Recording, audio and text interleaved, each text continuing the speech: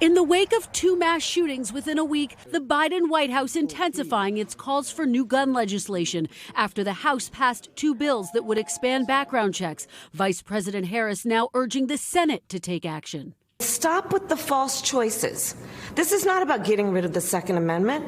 It's simply about saying we need reasonable gun safety laws. Democrats would need at least 10 Republican senators to pass those bills, but Republicans are opposed, arguing stiffer gun laws would violate Americans' Second Amendment rights. Unfortunately, when it comes to gun violence, we see Democrats playing political games. We see Democrats targeting law-abiding citizens. As a candidate, Mr. Biden promised to introduce new gun legislation on day one, but he still hasn't. The White House deflecting criticism. This has been a passion of his, putting in place gun safety measures throughout his career. It has become an all too familiar ritual, a mass shooting, followed by calls for new gun laws that go nowhere, including after the Sandy Hook massacre, which claimed the lives of 20 elementary school children. Mark Barden lost his 7-year-old son Daniel in that horrific shooting. What is your level of optimism that Congress will pass new gun legislation now when they haven't in the past?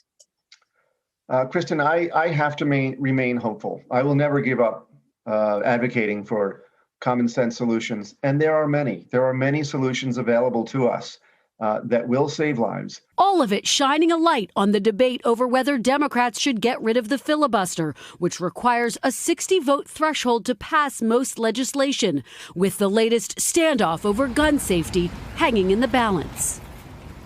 Kristen is with us now. I also want to bring in Casey Hunt, our Capitol Hill correspondent, to be part of this conversation on the filibuster issue. Kristen, getting rid of the filibuster would give Democrats a freer hand to push through things like new gun laws. Where does the president stand on it right now? Lester, the president has said he supports small changes to the filibuster, but has not called for getting rid of it altogether. Still, expect the pressure to mount from some Democrats who argue it's the only way to accomplish their priorities, Lester.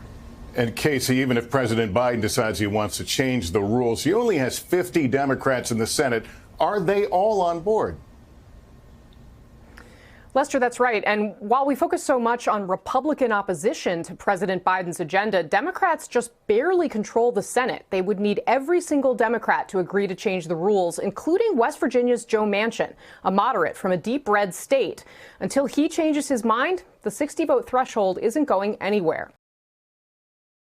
Thanks for watching our YouTube channel. Follow today's top stories and breaking news by downloading the NBC News app.